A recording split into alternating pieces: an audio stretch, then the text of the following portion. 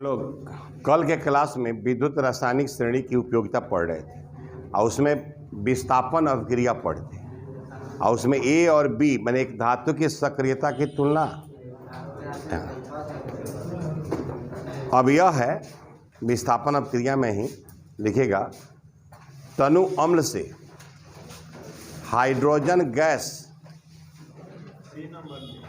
सी number में तनु अम्ल से हाइड्रोजन गैस का विस्थापन। तनु अम्ल से हाइड्रोजन गैस में गैस का विस्थापन।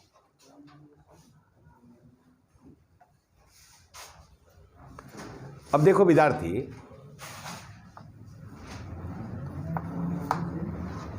हम यहां चाह रहे हैं आप लोगों को कि सिर्फ पढ़ना नहीं, पढ़ के तो आप बोर्ड में अच्छा कीजिएगा ही, लेकिन सारा कंपटीशन में आप अच्छा कीजिएगा। अम्ल आए चला, अम्ल है, एसिड है, तो इसके पास तो H+ आयन होगा ना। चला, अगर तुमने इसमें क्या डाला है, मान लो H2SO4 डाला है, तो क्या देगा 2H+ SO4 2-। अगर तुम मान लो इसमें HCl डाला है तो क्या देगा H+ Cl-। यानी यह एसिड है तो इसमें H+ आयन है। H+ आयन है कि नहीं? यहाँ पर H+ आयन है। ध्यान देना, यहाँ पर अगर इस H+ आयन को इलेक्ट्रॉन मिल जाए तो ये हाइड्रोजन गैस देगा कि नहीं देगा? सवाल आपको जवाब देना है। अगर एसिड है, एसिड में H+ आयन है, क्योंकि एसिड वही है जो H+ आयन देता है, तो अगर इस H+ आयन को इलेक्ट्रॉन मिल जाए तो हाइड्रोजन गैस मुक्त होगा कि नहीं? तो अब तुम लोग बताओ हमको कि इसको H+ आयन जो है अम्ल में कैसा धातु डालेंगे कि जो इसको इलेक्ट्रॉन देगा। कैसा धातु, कैसा धातु डालेंगे, माने उसके SRP के टर्म में बताना है कि किस प्रकार का धातु रखेंगे कि SRP का मान क्या हम सोचेंगे। तो जब SRP का मान इससे ज्यादा होगा, हाइड्रोजन का कितना होता है याद करो, E0 इसका कितना होता है, H+ से H2 जो होता है तो इसका होता है 0 वोल्ट। अब तुम कह रहे हो कि इससे ज्यादा होगा तब इलेक्ट्रॉन मिलेगा, तो जब इससे ज्यादा SRP होगा तो इलेक्ट्रॉन लेगा।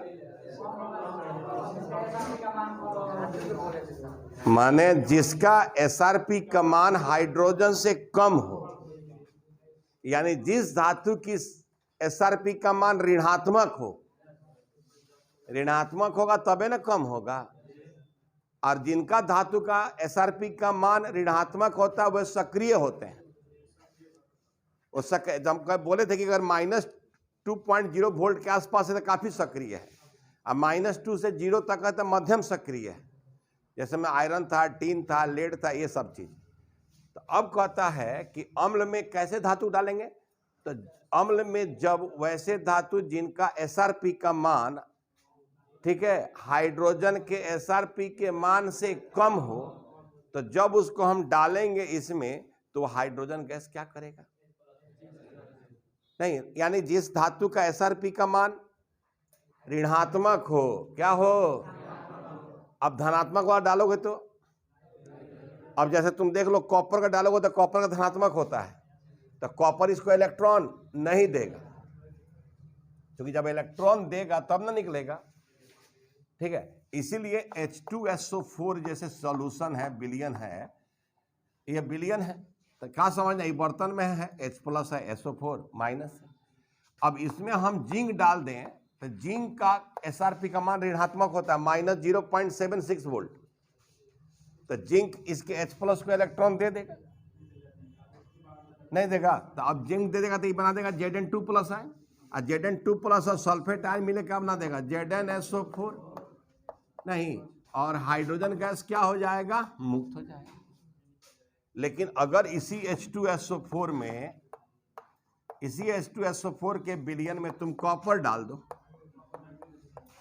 तो नहीं रिएक्शन होगा, कोई रिएक्शन नहीं होगा। पहले ये समझो कि समझ में आ रहा है कि नहीं। नहीं, तो जिस धातु का एसआरपी का मान हाइड्रोजन से कम हो अर्थात ऋणात्मक हो, उसको जब हम अम्ल से अभिक्रिया तनु अम्ल से अभिक्रिया कराएंगे तो हाइड्रोजन गैस मुक्त करेगा। अब आपसे सवाल 4 को दे देगा और मान दे देगा कि निम्नलिखित में कौन सा धातु तनु अम्ल से अभिक्रिया कर हाइड्रोजन गैस मुक्त करेगा। अब आपको पूछेगा, तो मान लीजिए 4 को धनात्मक दे देगा, एगो ऋणात्मक, तो जिसका ऋणात्मक होगा वह मुक्त करेगा। तो लिखिएगा जिन धातुओं का मानक इलेक्ट्रोड विभव का मान, जिन धातुओं का मानक इलेक्ट्रोड विभव का मान हाइड्रोजन से कम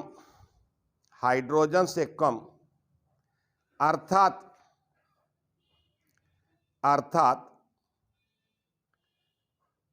ऋणात्मक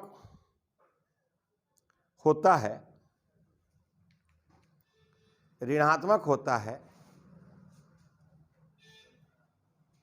वह तनु अम्ल से अभिक्रिया कर हाइड्रोजन गैस मुक्त करते हैं। हाइड्रोजन गैस मुक्त करता है लिखना।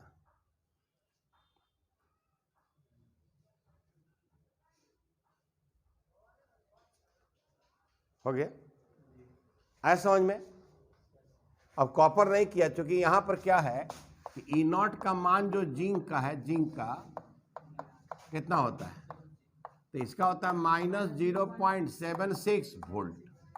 लेकिन अगर यही तुम कॉपर का देखेगा तो कॉपर का हो जाता है, याद होना चाहिए, +0.34 वोल्ट। तो कॉपर तो किसी हाल में H+ आयन को इलेक्ट्रॉन नहीं देगा, क्योंकि इसका एसआरपी का मान ज्यादा है। ठीक है, नोट करोगे क्या? नोट कर लो। विद्युत रसायन नहीं, मान याद तो कुछ का तो सवाल बनाने के क्रम में याद हो जाता है। याद करना ज्यादा बढ़िया बात है कि बात को सोचना कितना रटोगे, तो सवाल तुमको दिया रहेगा। प्रैक्टिस करते करते तो कुछ हो जाता है। अब कहता है, मैंने अब बहुत बात इतना है कि उतना लिखाने की जरूरत भी नहीं है, कि जिसका विद्युत धनात्मकता पता करने में, इलेक्ट्रोपॉजिटिव नेचर, तो जिसका एसआरपी का मान जितना कम होगा उसको इलेक्ट्रॉन देने की प्रवृत्ति उतनी अधिक होगी, उसको धनायन बनाने की उतनी अधिक होगी, तो उसका विद्युत धनात्मकता तो उतना ही अधिक होगा। आज इसका अमल कहता है कि विद्युत ऋणात्मकता इलेक्ट्रोनिगेटिविटी, तो इलेक्ट्रोनिगेटिविटी बात हम करते हैं अधातु के लिए, तो जिसका एसआरपी का मान जितना ज्यादा होगा उसका विद्युत ऋणात्मकता उतनी ही अधिक होगी। कहता है कि धातु के ऑक्साइड का अस्थायित्व का तुलना, तो मान लो हम धातु हैं और हमारा एसआरपी का मान काफी कम है, तो हम ऑक्सीजन के साथ पूरा जम के ना उसको इलेक्ट्रॉन देकर हम उसके साथ बॉन्ड बना लेंगे, तो उसका अस्थायित्व इतना ज्यादा होगा कि नॉर्मल विधि से हम नहीं टूटेंगे। अब उसको ऑक्सीजन को हटाने के लिए बहुत हीट की जरूरत पड़ेगी। लेकिन कुछ धातु जिसको इलेक्ट्रॉन देने की प्रवृत्ति नहीं है, जैसे सिल्वर है, मरकरी है, उसका एसआरपी का मान ज्यादा है, तो यानी वह ऑक्सीजन के साथ मजबूरी में ऑक्साइड बनाता है, तो हल्का भी गर्म कर दोगे तो टूट जाएगा। जौन दोस्ती मजबूरी में बनती है, तो एगो पुड़िया से दोस्ती क्या हो जाएगी? टूट जाएगी। अब देखो इतना सारा बात है, इतना बात है कि कितना बात लिखाया जाए भाई। अब धीरे धीरे इसको चीज को सोचेगा सब, पढ़ेगा सब, तो बहुत बात सीखेगा। अब इसमें क्या है, नेक्स्ट पॉइंट लिखेगा सब, विस्थापन हो गया। नेक्स्ट पॉइंट, विद्युत रासायनिक सेल की अभिक्रिया, विद्युत रासायनिक सेल की अभिक्रिया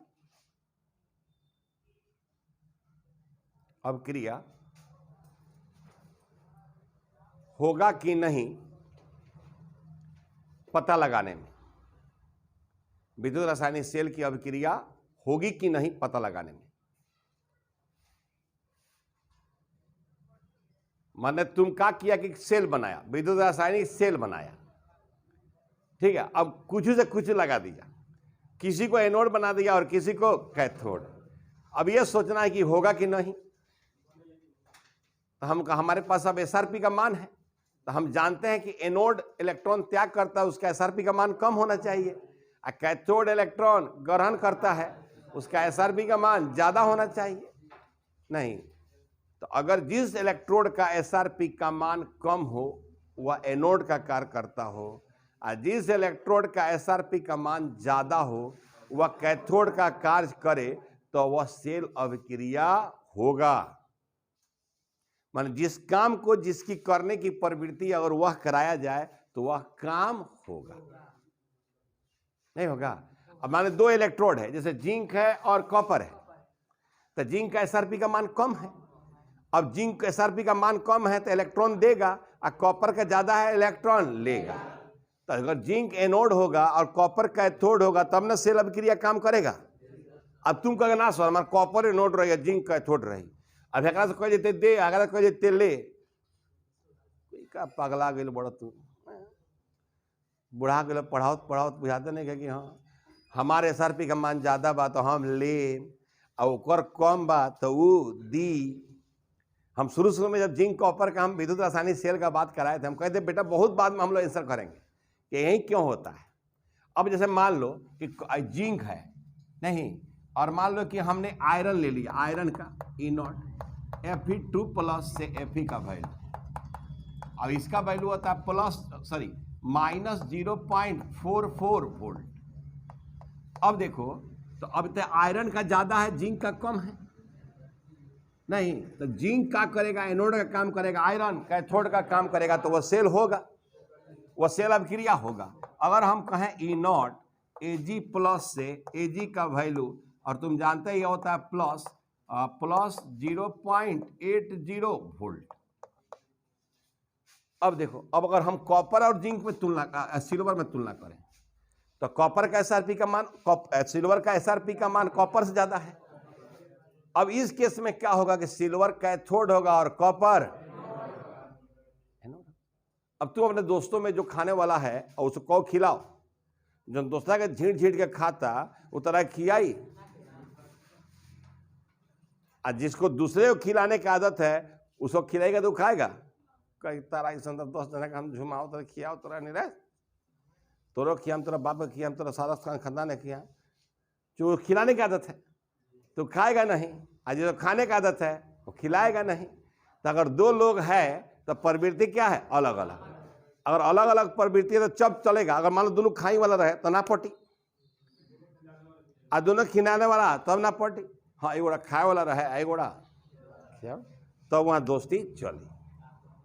ठीक है, तो यहां पर हम यही बात कहे हैं कि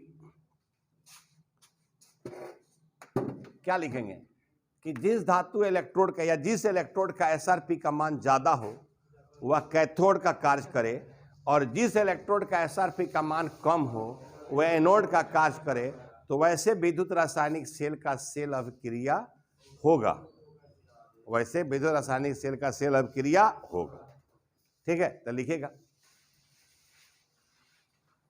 जिस इलेक्ट्रोड का एसआरपी का मान अधिक हो, जिस इलेक्ट्रोड का एसआरपी का मान अधिक हो वह कैथोड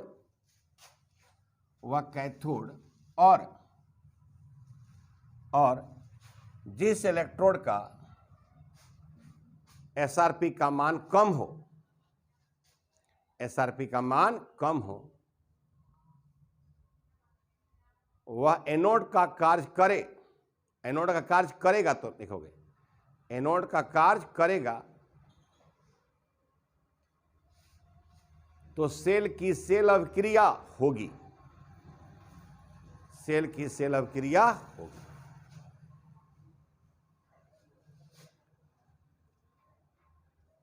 सेल की सेल अभिक्रिया होगी। नेक्स्ट पॉइंट,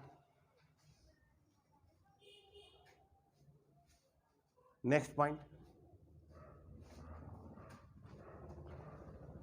ठीक है, लिखिएगा सेल का ईएमएफ या सेल विभव का मान ज्ञात करने में, सेल का ईएमएफ या सेल विभव का मान ज्ञात करने में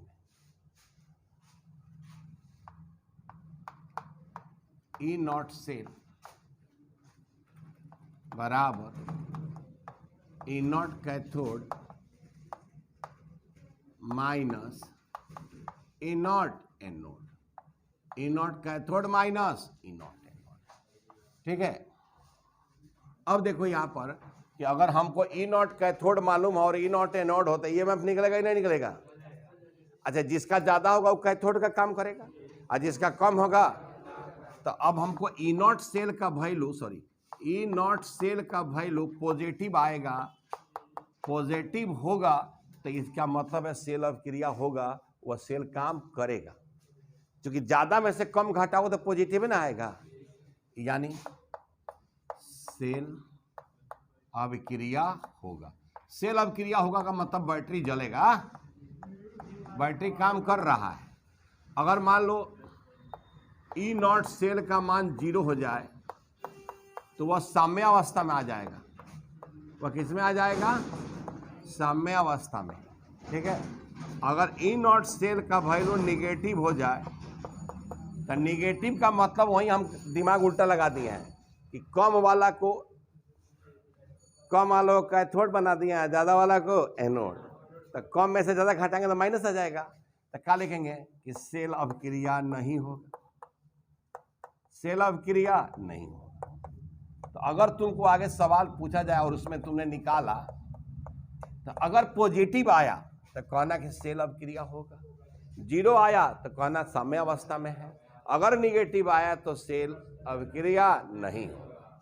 ऐसा समझ में बहुत सारा चीज़ है, सो आगे धीरे धीरे हम लोग पढ़ेंगे। हम क्या कहें कि ऐसा चीज़ है कि जितना पढ़ो, जहाँ से भी पढ़ लो, तुमको आनंद ही आएगा। ठीक है, अब मान लो कि जिसका एसआरपी का मान निगेटिव में जितना कम था, निगेटिव में जितना ज़्यादा था, जैसे लिथियम, तो उसके इलेक्ट्रॉन देने की प्रवृत्ति बहुत अधिक है, यानी बिलियन में जब रहेगा तब धनाधन इलेक्ट्रॉन देगा। तो इसीलिए ना अल्कली मेटल को रखते हुए पानी में तो आग लगा देता है। नहीं तो नोट कर लो, हम लोग पढ़े हैं, इस पर आधार पर सवाल कैसा होगा इसको बनाते हैं। ठीक है, इस आधार पर माने उस समय क्या है कि दोनों तरफ सांता समान हो जाने के कारण इलेक्ट्रॉन का लेन देन क्या हो जाएगा? रुक जाएगा। ऑक्सीकरण अवकरण क्या हो जाएगा? रुक जाएगा। अब हम लोग कुछ सवाल कहता है कि निम्न सेल का ईएमएफ ज्ञात करो, ज्ञात कीजिए। लिखा है कि निम्न सेल का ईएमएफ ज्ञात कीजिए। ये सब ऑब्जेक्टिव में देखा चला, ईएमएफ ज्ञात कीजिए। ठीक है, अब ईएमएफ ज्ञात कीजिए तो सेल दे देगा तुमको। जैसे दिया है Cu2 plus 1m,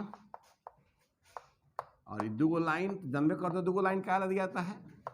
Ag plus 1m, और यह हो गया Ag।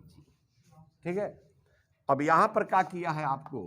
E not CO2 plus से Cu का वैल्यू प्लस 0.34 वोल्ट, और ई नॉट Ag प्लस से Ag का वैल्यू, और ये दिया है प्लस 0.80 वोल्ट। अब देखो चला, तो यह क्या चीज है? यह सेल रिप्रेजेंटेशन है। यह हमारा क्या है? सेल रिप्रेजेंटेशन है। यह हमारा क्या है? सेल रिप्रेजेंटेशन है। तो सेल रिप्रेजेंटेशन में कैसे पता चलता है कि जो बाएं होता है यह एनोड है और जो दाएं होता है कैथोड है। ठीक है, अच्छा हम जानते हैं कि ई नॉट सेल हमको पूछ रहा है, तो ई नॉट सेल चूंकि स्टैंडर्ड कंडीशन में है 1m है, 1m है, तो ई नॉट सेल बराबर E naught cathode minus E naught anode. तो यार करना क्या है? सब तो वैल्यू दिया ही हुआ है। तो यह है 0.80 माइनस 0.34। ठीक है, 34, तो यह हो जाएगा 6, इस 7 में से 3 गया 4, तो ये 0.46 वोल्ट, और यही हमारा क्या हो जाएगा? आंसर। अब सोचो ऑब्जेक्टिव में ही दे देगा तो देखने में कितना विशाल लग रहा है। आदमी पलिया प्रणाम टाटा बाबा का आगे बढ़ जाएगा, देखेगा तो भाग जाएगा आगे। अरे भज्जा दादा दादा गजब लाइन खींच दे बड़ी, तो लेंथ लाइन खराब कर देगा। और आदमी क्या करेगा भाई, है सवाल बहुत आसान, ठीक है, नोट कर लो। अब देखो इस रिएक्शन में कहता है कि निम्न सेल में इलेक्ट्रोडों पर होने वाली अभिक्रियाएं लिखिए तथा सेल का ईएमएफ निकालिए। देखिए चला, यह सेल रिप्रेजेंटेशन है, तो तुम जानते हो यह एनोड है और यह कैथोड है। तो अब देखो यहाँ आंसर जब लिखोगे तब यहाँ लिखना पहले सेल अभिक्रिया। क्या लिखना? सेल अभिक्रिया। अब यहाँ लिखना चला एनोड पर, क्या लिखना? एनोड। तो ये हमारा जिंक सॉलिड रहेगा, रॉड रहेगा, और वह इलेक्ट्रॉन का क्या करेगा? लॉस करेगा। ये हो जाएगा एक्वस, सही, 2 इलेक्ट्रॉन लॉस कर दिया। अब यहाँ क्या लिखेगा तुम? कैथोड पर। ये लिखना कैथोड पर, ये सब लिखना, चला ये लिखना होगा आपको। अब यहाँ हो जाएगा, ये हो जाएगा Fe2 प्लस एक्वस। अभी 2 इलेक्ट्रॉन ले लेगा तो यह हो जाएगा Fe सॉलिड। तब यहाँ जब लिख कर जोड़ कर यहाँ लिखना बेटा कुल अभिक्रिया। यहाँ पर क्या लिखना? कुल अभिक्रिया। तो कुल अभिक्रिया में जब जोड़ेगा तो इलेक्ट्रॉन से इलेक्ट्रॉन कैंसिल हो जाएगा, तो यह हो जाएगा Zn solid Fe2 plus aqueous, और फिर हो जाएगा Zn2 प्लस एक्वस, तब हो जाएगा Fa सॉलिड, राइट। अभी तो सेल अभिक्रिया हो गया, इसके बारे में ये लिख दिया। तब हमको ईएमएफ निकालना है, तो क्या हो जाएगा? चला E नॉट सेल, ये पूरा फॉर्मूला लिखना, E not cathode minus E not anode, ठीक है। अब E नॉट कैथोड कितना है? माइनस 0.44, माइनस माइनस 0.76, तो माइनस माइनस क्या हो जाएगा? प्लस, तो ये हो जाएगा 0.76 माइनस 0.44। 6 में से 4 गया 2, और 7 में 4 जाएगा 3, तो ये हो जाएगा 0.32 वोल्ट, और ये हमारा क्या हो जाएगा? आंसर हो गया। एकदम ढाई से 2 नंबर पूरा फुल मार्क्स के साथ मिलेगा। आया समझ में? तो नोट करो, लोग को बताने में पता चलेगा, हमारा चेला ऐसे ही बताएगा। अब देखो ये आप +1 से 0 हो रहा है, माने इसका हो रहा है रिडक्शन, ये रिडक्शन हो रहा है, तो ये काम कर रहा होगा कैथोड का, ठीक है।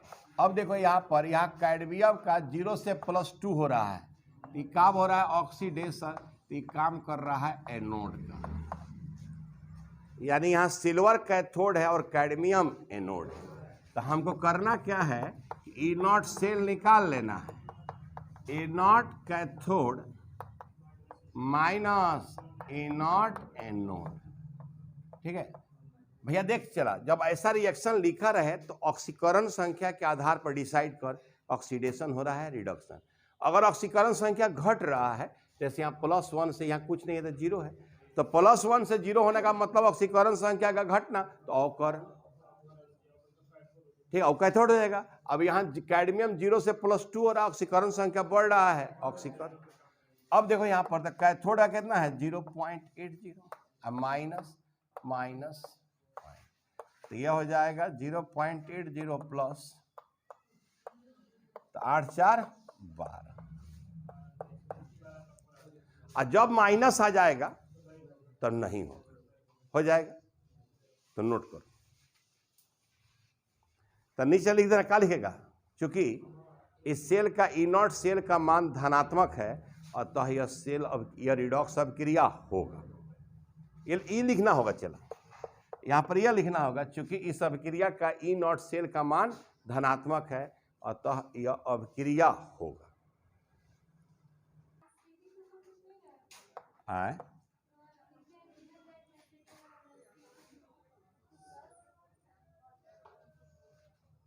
अच्छा, हाँ यहाँ पर थोड़ा सा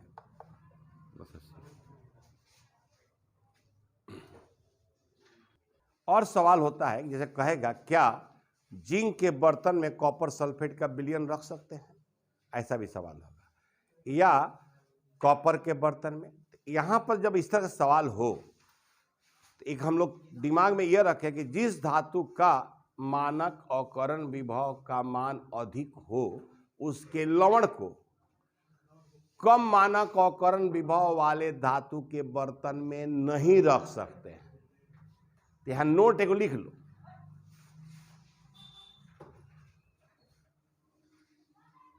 नोट एक लिख लो। जिस धातु का मानक अवकरण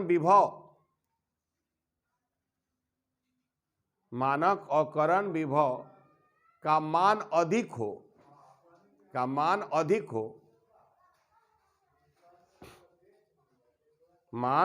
हो उसके लवण को,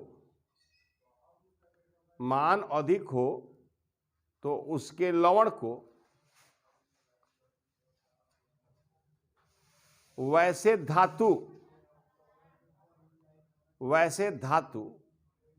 जिनका मानक अवकरण विभव का मान, वैसे धातु जिसका मानक अवकरण विभव का मान कम होता है के बर्तन में नहीं रख सकते हैं।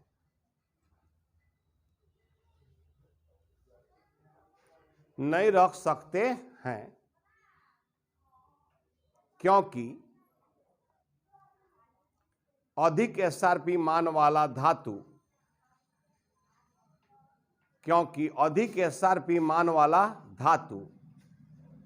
कम एसआरपी मान वाले धातु को ऑक्सीकृत कर देता है।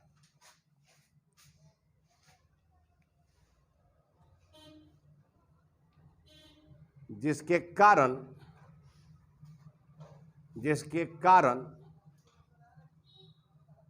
कम एसआरपी वाले धातु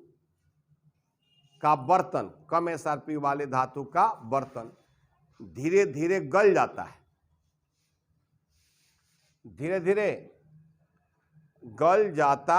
है, अब देखिए चला, ये जितनी भी बातें मैं लिखा रहा हूं, कम ज्यादा एसआरपी अधिक, यह बड़ा तपस्या करके जो बच्चा मन से पढ़ा होगा उसी को समझ में आएगा। और मैंने आपके साथ मेहनत किया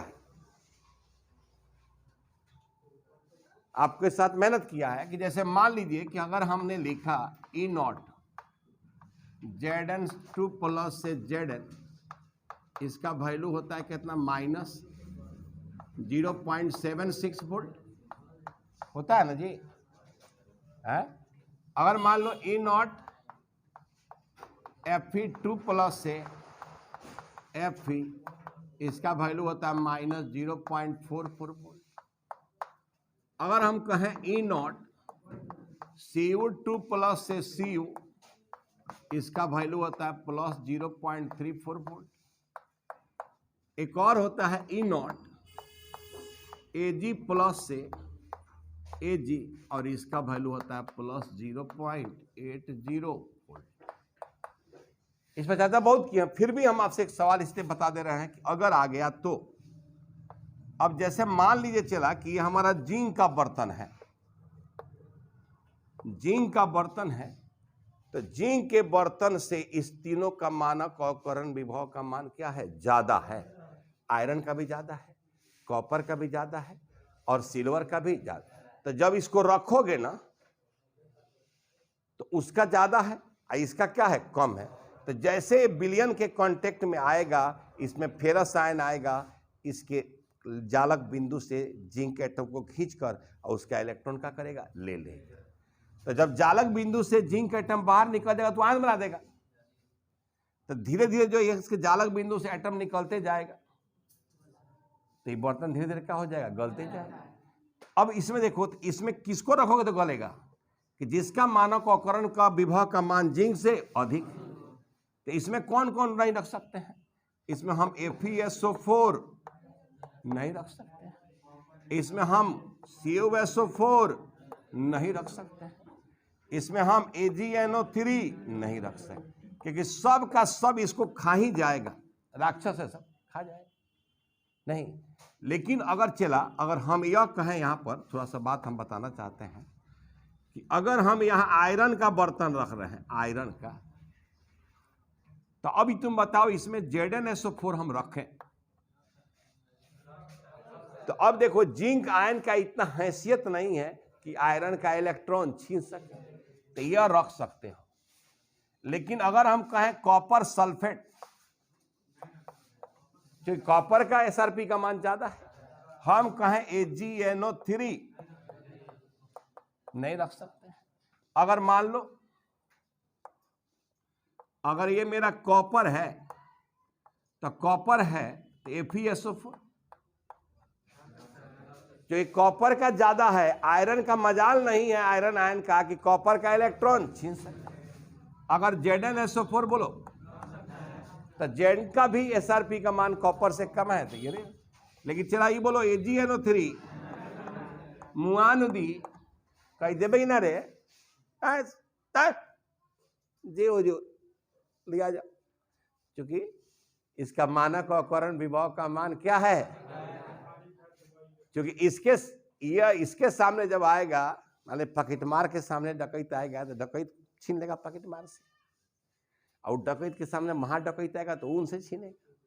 तो अब यहाँ जो सिल्वर है वो इनकर काका न हो, एक वैल्यू कितना बा, तो क्या कही देखा तो ओझा जी वो हमारा कलक है जो थूर के तार दांत भून फोड़ के इलेक्ट्रॉन छीन के, हमरा का आयरन बुझाता रहो, हमरा का जिंक बुझाता रहो, तू जहाँ भेटाता रहो थोड़ी तू छीनाता, जब तू के छीन तार क्यों ना छीनी, तो जी मालिक हम कहाँ कहता नहीं, लेना ली, तो बर्तन धीरे धीरे क्या करेगा, गला देगा। लेकिन चला अगर हम यह कहें कि अगर ये हमारा सिल्वर का बर्तन है, ZnSO4 FeSO4 और कौन चीज CuSO4, अब ये लो जाई लो है जिंक आयन जइन हगरा लगे, तो अगर सिल्वर के लगे जिंक आयन जई हन तो सलाम कौन करी, जिंक आयन की सिल्वर,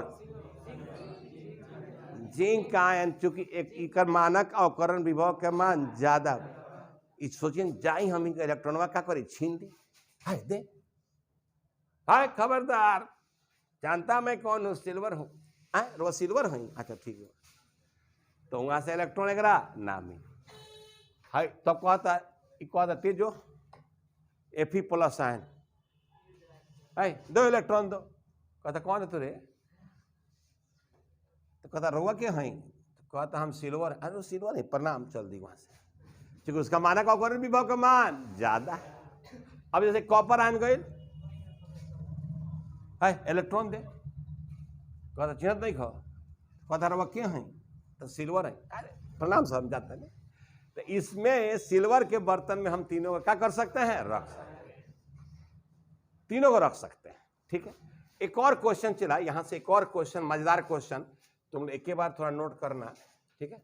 अब जैसे ये बर्तन है, इस बर्तन में कॉपर सल्फेट अगर है, क्या है चला, कॉपर सल्फेट, तो इसमें एक कॉपर सल्फेट किस रूप में है, कॉपर प्लस आयन और सल्फेट आयन के रूप में है, तो इसका कलर जो होता है वह होता है ब्लू, ब्लू का मतलब नीला होता है। अगर इसमें से कॉपर आयन हट जाए, कौन आयन हट जाए, कॉपर आयन हट जाए, तो इसका जो नीला कलर है वह क्या हो जाएगा, खत्म हो जाएगा, रंगहीन हो जाएगा। कॉपर, इसमें कॉपर आयन हट जाए, तो कॉपर आयन कब हटेगा, कॉपर आयन के रूप में है तो कब हटेगा, जब उसको आप इलेक्ट्रॉन दे दीजिएगा तो हट जाएगा। उससे अधिक वाला कि कम वाला SRP वाला, कॉपर आयन को इलेक्ट्रॉन कौन देगा, कॉपर से अधिक SRP वाला कि कम SRP वाला, बहुत भुवन तरीका भाई, यहाँ भुवन फूटने का 24 आवर टाइम है, बोले के बाद कम बोला जाए ज्यादा, अब बोले के बाद ज्यादा बोला जाए कम। यानी अगर हम इस कॉपर सल्फेट के बर्तन में सिल्वर डाल दें तो इससे कलर नीला होगा, माने इसका जो नीला कलर है खत्म होगा। अब जब सिल्वर जाएगा, अब सिल्वर जाएगा यहां पर डालोगे सिल्वर, तो कॉपर तो अपना सब कुछ दे चुका है, अब सिल्वर जाइए तो 1 घंटा लग कथी लेब जनरल खतन तो सल्फेट लगे भागल बा तू तो हमरा के कहता मुंह न फोड़ दे बट भाई आयन के रूप में जैसे भाई इधर रहो बोलबा भचर भचर तो मारे मुंह फोड़ जाए क्योंकि कॉपर आयन को सिल्वर इलेक्ट्रॉन अच्छा सिल्वर के भी अब क्षमता नहीं है कि जितना ओकर लुटाए कर लगा धन संपत्ति वो तो सल्फेटवा लूट ले बा सल्फेट का ले बा लूट ले बा अब अगर लूट नहीं हो सको तो कहता ना देबो तो जा हमार कलर बुलवे रही नीले रही लेकिन तू सोचा कि अगर एकरा में हम जिंक डाल दी तो जिंक का एसआरपी का मान कम है तो वो जब डालोगे तो जिंक इसको इलेक्ट्रॉन क्या करेगा दे देगा तो जब जिंक इलेक्ट्रॉन दे देगा तो कॉपर वहां से Cu2+ आयन के रूप में नहीं रहेगा वो Cu सॉलिड हो जाएगा और उसमें हो जाएगा Zn आयन Zn2+ आयन और ZnSO4 बना देगा तो उसका जो कलर पहले ब्लू था वो ब्लू क्या हो जाएगा खत्म हो जाएगा तो सवाल यहाँ पर यही लिखा है कॉपर सल्फेट विलयन में जिंक धातु डालने पर विलयन रंगहीन हो जाता है परंतु गोल्ड डालने पर विलयन रंगहीन नहीं होता है क्यों आंसर में है कि विलयन में Cu2+ आयन उपस्थित होने के कारण विलयन का रंग नीला होता है विद्युत रासायनिक श्रेणी में जिंक कॉपर से देखो कॉपर से ऊपर नीचे मत लिखना विद्युत रासायनिक श्रेणी से ज्ञात होता है विद्युत रासायनिक श्रेणी से ज्ञात होता है कि जिंक का एसआरपी का मान कॉपर से कम है जिंक का एसआरपी का मान कॉपर से कम है तो जब जिंक डालेंगे तो जिंक कॉपर आयन को इलेक्ट्रॉन दे देगा और उसको विस्थापित करके ZnSO4 बना देगा जिसके कारण वह रंगहीन हो जाएगा लेकिन सिल्वर का एसआरपी का मान कॉपर से अधिक है तो जब हम सिल्वर डालेंगे तो वह कॉपर आयन को इलेक्ट्रॉन प्रदान नहीं करेगा इसीलिए उसका रंगीन ब्लू ही बना रहेगा इस तरह से चला आपके सवाल इस बार एगो आना जा रहा है इस तरह का सवाल बन जाएगा अब कहता है AgNO3 के विलयन में कॉपर मिलाने पर विलयन नीला हो जाता है तो सिल्वर देखिए सिल्वर आयन है इसका एसआरपी का मान ज्यादा है अब कॉपर का डालोगे तो कॉपर उसको इलेक्ट्रॉन दे देंगे और सिल्वर हट जाएगा अपने हो जाएगा Cu2+ आयन और जैसे उसमें Cu2+ आयन होगा उसका कलर क्या हो जाएगा नीला हो जाएगा इतना सवाल बन जाएगा मजेदार तरीका से बढ़िया सोच लिए नहीं सोच लिए मैंने हम क्या कहें कि तुम जितना बार पढ़ोगे ना ये टॉपिक उतना मजा आएगा जितना सवाल बनाने का प्रयास करो किताब से ज्यादा अच्छा रहेगा ठीक है ये सारा बात हो गया नोट करेगा सब तुम लोग लिखना है आपको इलेक्ट्रोड विभव पर सांद्रता का प्रभाव अरे वाह एक बार बोले कहता रहा करे जा इलेक्ट्रोड विभव पर आयनों के सांद्रता का प्रभाव इलेक्ट्रोड विभव पर आयनों के सांद्रता का प्रभाव ये लाइन हम क्यों लिखा रहे हैं कि आपको पहले ही लिखा है कि इलेक्ट्रोड विभव निर्भर करता है इलेक्ट्रोड के प्रकृति पर आयनों के सांद्रता पर ताप पर तो हम मान लो कि ताप तो हम रूम टेम्परेचर नहीं बदल सकते हैं चला है अर्जुन देखो ना कृष्ण खड़ा बड़ा क्या करो तो है ना देखो मतलब हम किसी इलेक्ट्रोड अभिक्रिया में ताप को तो रूम टेम्परेचर को बदल सकते हो हाँ उसमें आयन डाल सकते हो उसका मात्रा बढ़ा सकते हो सांद्रता घटा सकते हो या घटा रूम टेम्परेचर को घटाना बढ़ाना वो बहुत हाथ की बात नहीं है क्योंकि जो भी एक्सपेरिमेंट होता है वो रूम टेम्परेचर पर होता है नहीं 298 केल्विन माना जाता है तो आप चेंज क्या कर सकते हैं जो आपके हाथ में आसानी से चेंज हो सकता है जैसे आप माप रहे हैं कोनला के तो और ZnSO4 का डाल दिला तो आयना का सांद्रता तो बढ़ गया तो जो इलेक्ट्रोड विभव आएगा उसका भी मान क्या हो जाएगा बदल जाएगा तो अब इसको जो निकालने वाले वैज्ञानिक थे उनका नाम था नॉर्स्ट इसीलिए इसको कहते हैं नॉर्स्ट समीकरण नॉर्स्ट इक्वेशन ठीक है लिखिएगा ब्रैकेट में लीजिए नॉर्स्ट समीकरण नॉर्स्ट समीकरण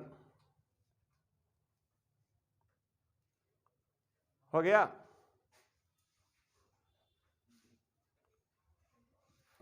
अब देखो चला लिखेगा, नॉर्स्ट वैज्ञानिक का नाम है। नॉर्स्ट ने इलेक्ट्रोड विभव पर लिखा ना, चला नॉर्स्ट ने इलेक्ट्रोड विभव पर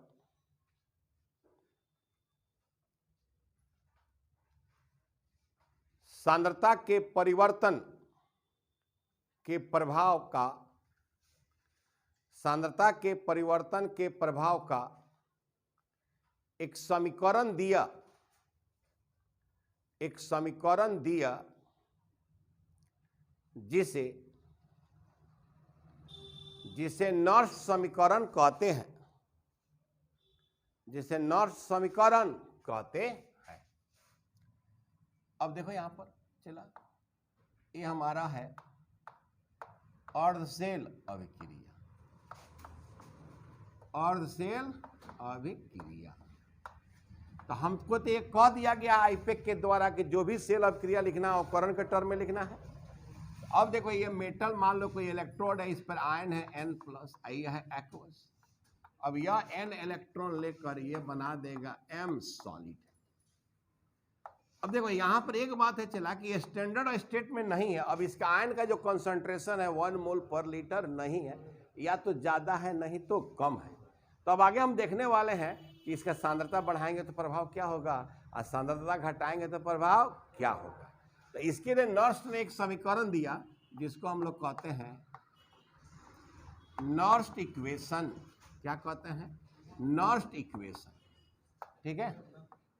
अब देख चला, अब यहां जो आयन का सांद्रता है 1 मोल पर लीटर नहीं है, तो ज्यादा है या कम है। तो अब देखिए, तो अब हम खाली यहां E लिखेंगे। क्या लिखेंगे? E।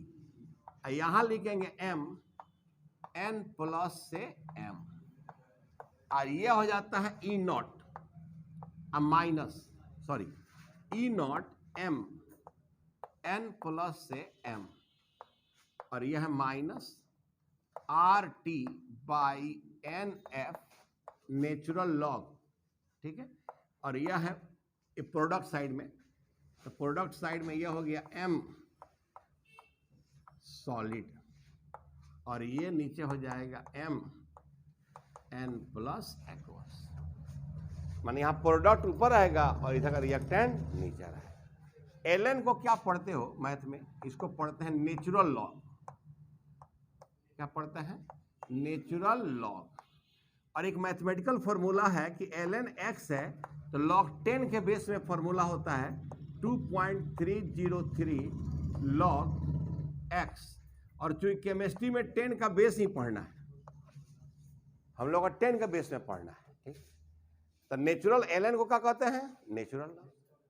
और अगर नेचुरल लॉग x है तो log के 10 के बेस में कन्वर्ट करो, क्या फॉर्मूला लिखोगे?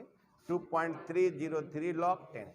तो अगर इसको हम log 10 के बेस में कन्वर्ट करेंगे चला, तो ये हो जाएगा E, ये हो जाएगा MN+, ये हो जाएगा M, और यह हो जाएगा E0, ये हो जाएगा N+M। चला ये हो जाएगा माइनस, अब करेगा तो ये हो जाएगा 2.303 RT, यह हो जाएगा NF, यहाँ हो जाएगा log, यहाँ हो जाएगा यह S, और यहाँ हो जाएगा, इसको E ऐसे है, और यहाँ हो जाएगा MN+। अब यहाँ देखो ER जो है गैस कांस्टेंट है 8.314 जूल पर केल्विन पर मोल, और टेम्परेचर तो रूम टेम्परेचर 298 केल्विन ले लेंगे। और N जो है, जो इलेक्ट्रॉन इस सेल अभिक्रिया में भाग ले रहा है, मान लीजिए 1 रहता था 1 लिखते, 2 रहता था 2 लिखते, 3 रहता था 3, और F हमारा फैराडे है। यहाँ R जो है R, ये क्या है? Gas constant. क्या है चला? Gas constant. और इसका वैल्यू चला होता है 8.314 जूल पर केल्विन पर मोल, पर केल्विन पर मोल। ठीक है। और T हमारा परम ताप है। T हमारा क्या है? परम ताप का मतलब केल्विन स्केल में, किसमें चला? केल्विन स्केल में, ठीक है। अच्छा एन क्या है? एन, ठीक है, सेल अभिक्रिया में संलग्न, सेल अभिक्रिया में संलग्न इलेक्ट्रॉन की संख्या, संलग्न इलेक्ट्रॉन की संख्या, ठीक है, संख्या।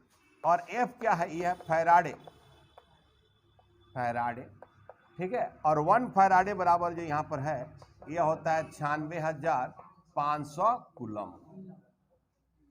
तो अब देखो, तो इसमें अगर रूम टेम्परेचर 298 कर देते हैं तो 298 केल्विन फिक्स हो गया, आर भी फिक्स है और एफ भी फिक्स है। तो कांस्टेंट का मान रख कर एक हम कैलकुलेशन कर लेंगे। और एन हमारा वेरिएबल है, 1 हो सकता है, 2 हो सकता है, 3 हो सकता है। तो एक फाइनल इक्वेशन हम क्या करेंगे? प्राप्त कर लेंगे। तो नोट कर लो। अब देखो यहां पर लिखो नीचे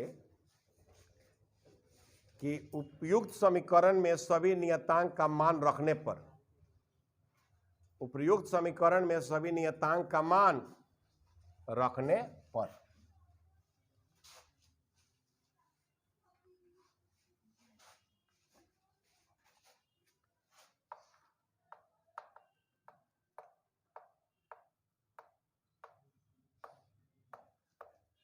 और ये मान हम किस टेम्परेचर पर रख रहे हैं? चला 25 डिग्री सेल्सियस 298 केल्विन। अगर इसमें क्वेश्चन हो क्यों इतना है, तो रूम टेम्परेचर है। तो अब देखो यहां पर, तो यह हो जाएगा ई एम एन प्लस से एम।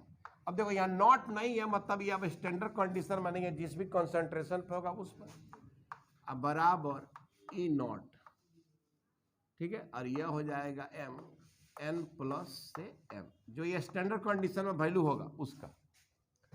यह हो जाएगा 2.303, आर का वैल्यू हो जाएगा 8.314 और टी का वैल्यू हो जाएगा 298 और नीचे हो जाएगा n इंटू 96,500, आई हो जाएगा लॉग, ठीक है। और यहां हो जाएगा m सॉलिड और यहां हो जाएगा m n प्लस एक्वस। अभी सबको गुना भाग करके जब करोगे तो चला एक लाइन फाइनल आता है इक्वेशन। हम चाहते थे डायरेक्ट उसको भी लिख देते, लेकिन हम सोचे हैं कि थोड़ा आपको दिखा दें। ई नॉट एम एन प्लस से एम, गुना भाग करने के बाद आता है 0.059 बटा एन लॉग, ठीक है। और ये होता है एम सॉलिड और ये होता है एम एन प्लस।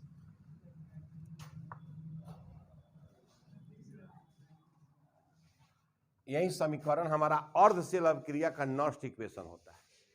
तो ये हो गया अदर कंडीशन पर और ये वैल्यू हो गया ईएमएफ का स्टैंडर्ड कंडीशन पर और ये 0.059 और एन जो इलेक्ट्रॉन इन्वॉल्व हुआ है। एक बात आपको जानना है कि अगर कोई पदार्थ ठोस अवस्था में है, किस अवस्था में है? ठोस अवस्था में है या वो शुद्ध द्रव है, तो उसके मोलर सांद्रता में परिवर्तन 1 के बराबर होता है। ठोस पदार्थ या शुद्ध द्रव के मोलर सांद्रता में परिवर्तन इकाई के बराबर होता है।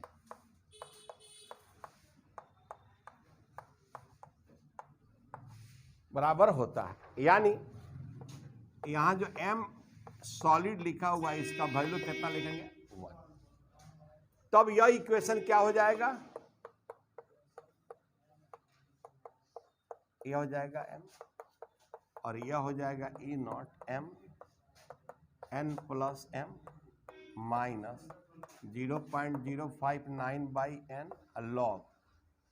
अगर वो सॉलिड रहेगा तो अबे चला,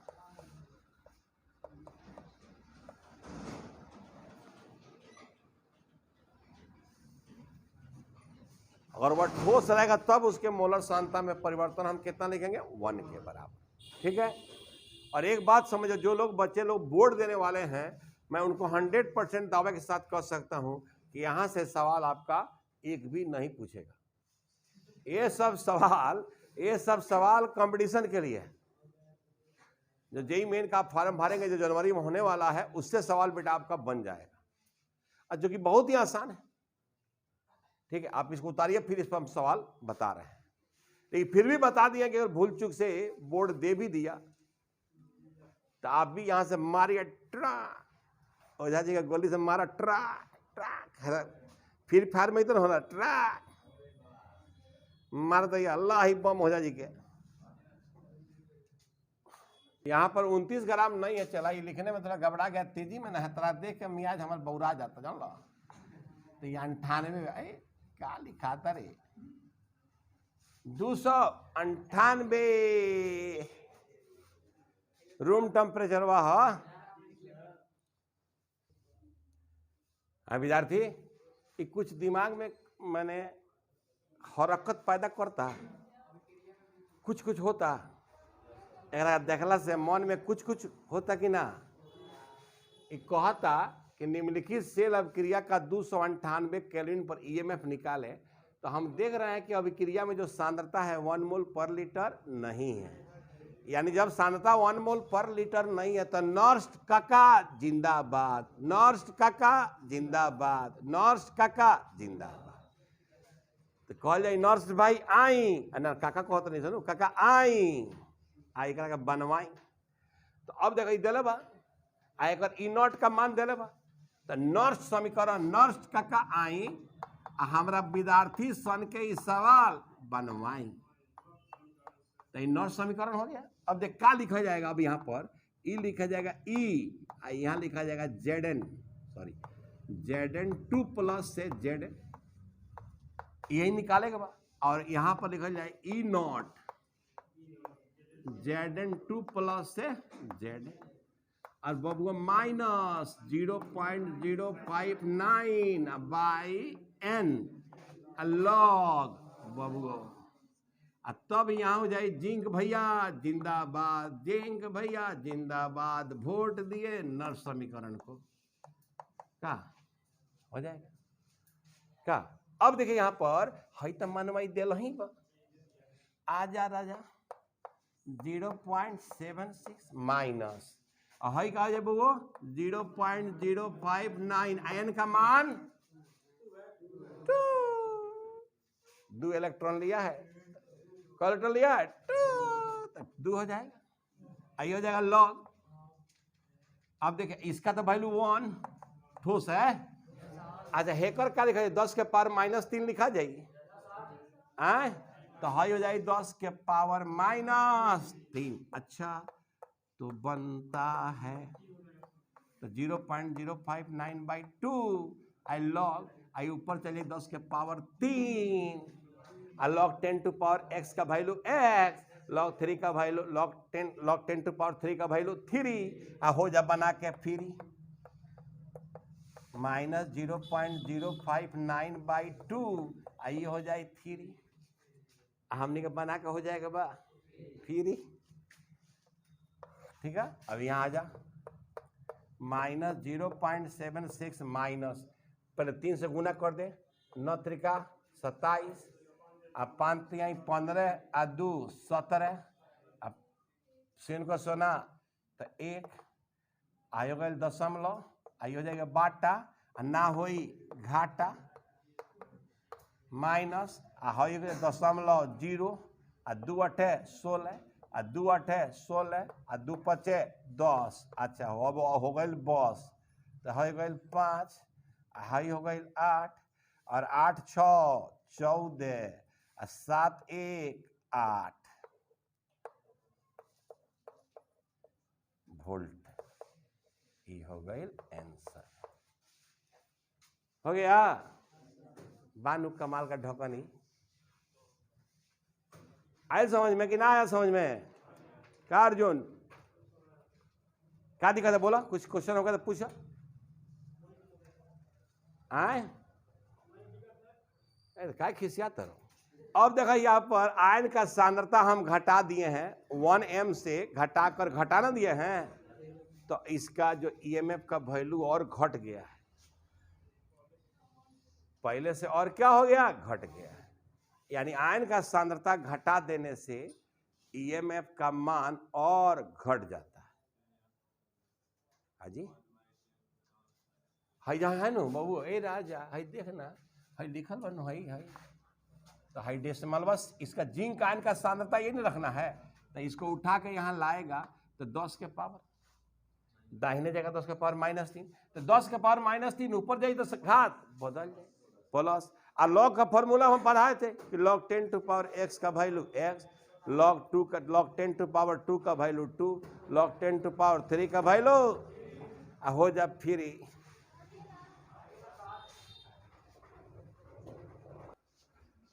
आप सब विद्यार्थी बहुत अच्छे विद्यार्थी हैं, बहुत मन से पढ़ रहे हैं और भगवान छठी मैया आप लोगों की मनोकामना पूरी करेंगी,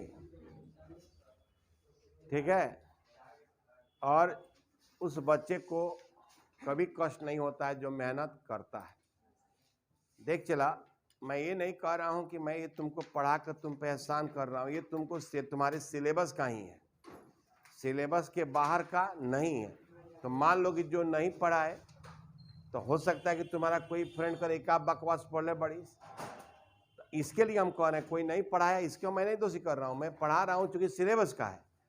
और तुमको कोई कन्वेंस कर देगा ये सब का बकवास पढ़े, भाई बिहार बोर्ड में पूछ ही वो कहेगा, तो तुम कहेगा नहीं पूछेगा, नहीं पूछा है।